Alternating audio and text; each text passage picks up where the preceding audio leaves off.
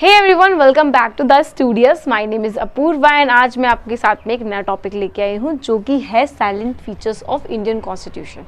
मैंने अपनी previous video में आपके साथ में हिस्टोरिकल बैकग्राउंड डिस्कस किया था, तो मैंने सोचा कि क्यों ना आपके साथ में ये साइलेंट फीचर्स को डिस्कस कर लिया जाए। जो इंडियन कॉन्स्टिट्यूशन की जो साइलेंट फीचर्स है, वैसे तो हमारा जो इंडियन कॉन्स्टिट्यूशन है उसको बहुत सारे अदर कंट्रीज के कॉन्स्टिट्यूशन से हमने बोरो किया है, बट फिर भी कुछ फीचर्स हैं जो इंडियन कॉन्स्टिट्यूशन के, जो अपने आप में इंडियन कॉन्स्टिट्यूशन को यूनिक बनाते हैं। आज हम लोग उन्हीं को डिस्कस करेंगे। बहुत इंपॉर्टेंट है हर एक कॉन्स्टिट्यूशन पढ़ने वाले बच्चे के लिए। चलिए फिर हम लोग एक एक करके सारे साइलेंट फीचर्स को डिस्कस करते हैं एक समरी फॉर्म में। पहला है हमारा लेंथीएस्ट रिटन कॉन्स्टिट्यूशन।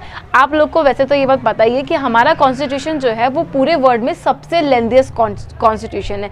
अब ये लेंथीएस्ट तो कॉन्स्टिट्यूशन है, पर लेंथीएस्ट रिटन कॉन्स्टिट्यूशन भी हमारा इंडियन कॉन्स्टिट्यूशन है। अमेरिका का कॉन्स्टिट्यूशन जैसे रिटन कॉन्स्टिट्यूशन है, वैसे ही हमारा इंडिया का कॉन्स्टिट्यूशन भी रिटन कॉन्स्टिट्यूशन है। अब आप लोग के मन में सवाल आ रहा होगा कि भाई कि किसी कंट्री की कॉन्स्टिट्यूशन अनरिटन भी होते हैं, तो हाँ, बहुत सारे ऐसे नेशंस हैं जिनके कॉन्स्टिट्यूशन जो है वो अनरिटन है। जैसे कि ब्रिटिश का कॉन्स्टिट्यूशन, वो है अनरिटन कॉन्स्टिट्यूशन, लिखा हुआ कॉन्स्टिट्यूशन नहीं है। हमारे इंडिया कॉन्स्टिट्यूशन हो गया, अमेरिका कॉन्स्टिट्यूशन हो गया, ये सब रिटन कॉन्स्टिट्यूशन में आते हैं। अगर ओरिजिनल बात की जाए तो ओरिजिनल हमारे कॉन्स्टिट्यूशन में 395 आर्टिकल्स, 22 पार्ट्स और 8 शेड्यूल्स थे। अगर अब करंट की बात की जाए तो इस टाइम करंट में 448 आर्टिकल्स, 25 पार्ट्स और 12 शेड्यूल्स हैं। कहते हैं नेक्स्ट साइलेंट फीचर की, जो कि रिजिड एंड फ्लेक्सिबल। हमारा इंडिया का कॉन्स्टिट्यूशन है वो है रिजिड और फ्लेक्सिबल दोनों ही। हम इसको सिर्फ रिजिड नहीं कर सकते और सिर्फ फ्लेक्सिबल नहीं कर सकते। रिजिड कॉन्स्टिट्यूशन में क्या होता है कि किसी भी कॉन्स्टिट्यूशन को अमेंड करने के लिए एक बहुत स्पेशल प्रोसीजर को अपनाना पड़ता है, यानी कि वो बहुत टफ होता है अमेंड करना, मतलब हम बहुत जल्दी जल्दी उसको अमेंड नहीं कर पाते हैं। जैसे कि अमेरिका कॉन्स्टिट्यूशन जो है वो बहुत रिजिड कॉन्स्टिट्यूशन है।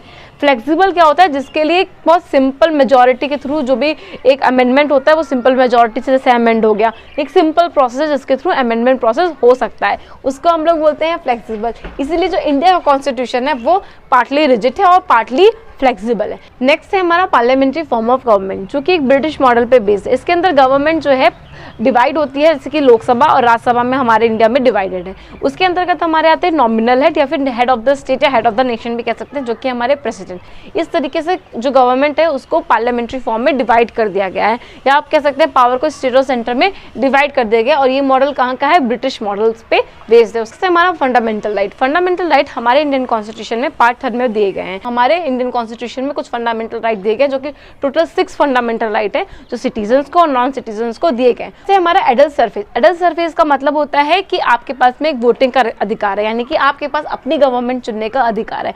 एडल्ट यहाँ पे मतलब होता है कि जो भी सिटीजन की उम्र 18 साल से ऊपर होगी उसके पास में वोटिंग का अधिकार होगा, यानी कि यूनिवर्सल एडल्ट सरफेस या यूनिवर्सल एडल्ट फ्रेंचाइज हम लोग कहते हैं। 61st कॉन्स्टिट्यूशनल अमेंडमेंट 1988 के थ्रू क्या हुआ था, पहले जो वोटिंग एज थी वो थी 21 ईयर ऑफ एज, उसको रिड्यूस करके कर दिया गया था 18 ईयर ऑफ एज, यानी कि अब 18 साल का जो भी सिटीजन होगा उसके पास में वोट करने का अधिकार होगा। नेक्स्ट आता है हमारा इंडिपेंडेंट जुडिशरी।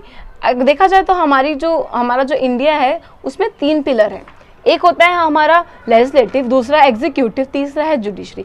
एग्जीक्यूटिव और लेजिस्लेटिव कोलैब करके साथ में मिलजुल के काम करते हैं, पर जो जुडिशरी होती है वो इंडिपेंडेंट होती है। किससे? एग्जीक्यूटिव से इंडिपेंडेंट होती है और लेजिस्लेचर से इंडिपेंडेंट होती है। जो हमारा जुडिशरी होता है वो पूरी तरह से गवर्नमेंट के इंटरफेरेंस से इंडिपेंडेंट होता है। इससे हमारा federal system with unitary bias. Federal system with unitary बायस का यहाँ पे इंडियन कॉन्स्टिट्यूशन के अंतर्गत मतलब है कि हमारा जो कॉन्स्टिट्यूशन है वो federal system as well as unitary system दोनों को ही फॉलो करता है। फेडरल सिस्टम में क्या होता है, जो हमारी जो पावर होती है वो स्टेट के पास में और सेंटर के पास में, दोनों के पास में डिवाइडेड होती है। सिर्फ स्टेट के पास पावर नहीं है और सिर्फ सेंटर के पास में पावर नहीं है, दोनों के पास में पावर होती है, यानी कि सेपरेशन ऑफ पावर का कंसेप्ट हमारा फेडरल सिस्टम में आता है। यूनिटी सिस्टम में क्या होता है, स्ट्रॉन्ग सेंटर होता है कि सारी की सारी जो पावर होती है सेंटर के पास में होती है। इसमें सिंगल सिटीजनशिप का भी कंसेप्ट आता है। अब हमारा इंडियन कॉन्स्टिट्यूशन जो है वो फेडरल सिस्टम को तो फॉलो करता है, पर बहुत बार ऐसा होता है कि वो यूनिटी सिस्टम को भी फॉलो करता है। जैसे इमरजेंसी के दौरान क्या होता है, हमारा इमरजेंसी में जब स्टेट इमरजेंसी लगती है उस दौरान क्या होता है, सारी पावर जो होती है सेंटर के पास में आती है, यानी कि सेंटर उस टाइम पे स्ट्रांग हो जाता है, वहाँ पे सेपरेशन ऑफ पावर का कंसेप्ट रुक जाता है, इमरजेंसी का प्रोविजन हो गया वो यूनिटरी में आता है। तो इसीलिए हमारा इंडियन कॉन्स्टिट्यूशन इन दोनों सिस्टम को फॉलो करता है। इस फीचर में केसी वेयर ने इसको क्वासी फेडरल भी कहा। ये बात पॉइंट मैंने यहाँ पे इसलिए मेंशन किया है क्योंकि ये बहुत एग्जाम में पूछा जाता है कि क्वासी फेडरल जो स्टेटमेंट था ये किसने दिया था, ये वर्ड किसने कहा था, तो ये केसी वेयर ने कहा था। केसी वेयर ने इसको क्वासी फेडरल इसलिए कहा क्योंकि ये हमारे यूनिटरी फीचर्स को भी फॉलो करता है, इसीलिए इसको क्वासी फेडरल कहा गया। इसके बाद आता है हमारा फंडामेंटल ड्यूटी, जो कि 42nd कॉन्स्टिट्यूशनल अमेंडमेंट 1976 के दौरान पार्ट 4th ए में हमारे कॉन्स्टिट्यूशन में इंसर्ट हुआ था, और जो हमारा आर्टिकल है आर्टिकल 51 ए, जो कि फंडामेंटल ड्यूटी की बात करता है, यानी कि आपकी क्या ड्यूटीज हैं आपके नेशन के प्रति, वो हमारा इंडियन कॉन्स्टिट्यूशन बताता है। हम लोग बात करते हैं नेक्स्ट की डीपीएसपी, यानी कि directive principle of state policy. Doctor B R Ambedkar ने इसको novel feature of Indian constitution भी कहा है। इसके हमारे डीपीएसपी को 3 ब्रॉड कैटेगरीज में डिवाइड किया गया है। पहला है सोशलिस्टिक, दूसरा है गांधीयन, तीसरा है हमारा लिबरल इंटरेस्ट। में आपको जो याद रखना है वो ये याद रखना है कि पार्ट 4th जो है वो डीपीएसपी की बात करता है। नेक्स्ट है हमारा सिंगल सिटीजनशिप। सिंगल सिटीजनशिप के अंतर्गत क्या होता है, जैसे अमेरिका में क्या होता है, हमारा डुअल सिटीजनशिप का कंसेप्ट है, यानी कि स्टेट की सिटीजनशिप अलग होगी और नेशन यानी कंट्री की सिटीजनशिप अलग होगी। पर हमारे इंडिया में ऐसा कोई कंसेप्ट नहीं है। इंडिया में सिंगल सिटीजनशिप का कंसेप्ट है, यानी कि आपकी ओवरऑल सिर्फ एक सिटीजनशिप रहेगी जो कि आपकी नेशन की होगी, स्टेट की कोई सेपरेट आपकी सिटीजनशिप नहीं मिलेगी। अब नेक्स्ट फीचर है हमारा इंडिपेंडेंट बॉडीज। सिर्फ हमारे ऑर्गन्स को लेजिस्लेटिव, एग्जीक्यूटिव और जुडिशरी में ही डिवाइड नहीं किया, कुछ इंडिपेंडेंट बॉडीज हैं, जैसे कि हमारा हो गया union public service commission, state public service commission, election commission, उसके बाद हमारा कंट्रोलर एंड ऑडिटर जनरल जिसको हम लोग कैग बोलते हैं। ये हमारे इंडिपेंडेंट बॉडीज हैं जो कि कॉन्स्टिट्यूशन में मेंशन में बताई गई हैं। इसके बाद हमारा आता है इमरजेंसी प्रोविजन। 3 टाइप की जो इमरजेंसीज हैं हमारे इंडियन कॉन्स्टिट्यूशन में बताई गई हैं, वो है हमारी नेशनल इमरजेंसी पहला, दूसरी है हमारी स्टेट इमरजेंसी, तीसरी है हमारी फाइनेंशियल इमरजेंसी।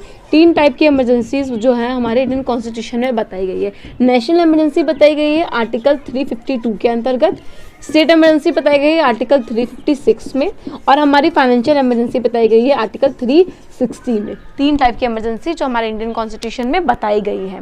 इसके बाद आता है 3 टियर गवर्नमेंट। पहले जो हमारी गवर्नमेंट थी वो 2 टियर गवर्नमेंट थी, यानी कि पहले हमारा था सिर्फ सेंटर और दूसरा था हमारा स्टेट। अब हमारा तीसरा जो ऐड हो गया है वो हो गया है लोकल।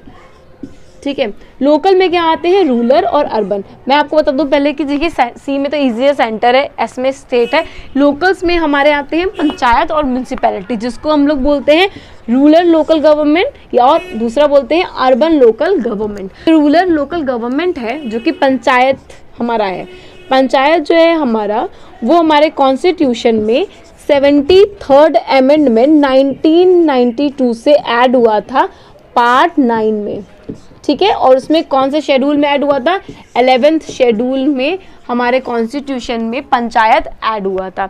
अब अर्बन लोकल गवर्नमेंट में कौन से आती है, अर्बन लोकल गवर्नमेंट में आती है हमारी म्यूनसिपैलिटीज, जो कि हमारे कॉन्स्टिट्यूशन में 74th कॉन्स्टिट्यूशनल अमेंडमेंट 1992 से ऐड हुआ था। और कौन से शेड्यूल में ऐड हुआ था, 12th शेड्यूल में ऐड हुआ था। इसीलिए हमारी है 3 टियर गवर्नमेंट जो कि हमारे इंडियन कॉन्स्टिट्यूशन में बताई गई है। तो ये तो हमारे ओवरऑल हो गए कुल मिला के 13 कॉन्स्टिट्यूशन के फीचर्स। अगर आपको किसी भी कोई फीचर में डाउट है तो प्लीज़ मुझे कमेंट में मेंशन कीजिएगा, मैं उसको आपको डिटेल में ज़रूर बताऊंगी। I hope you enjoyed this video. हमें इंस्टा पे भी फॉलो कर सकते हैं, आपको कोई क्वेरी आप हमें कमेंट कर सकते हैं। See you in my next video, bye bye.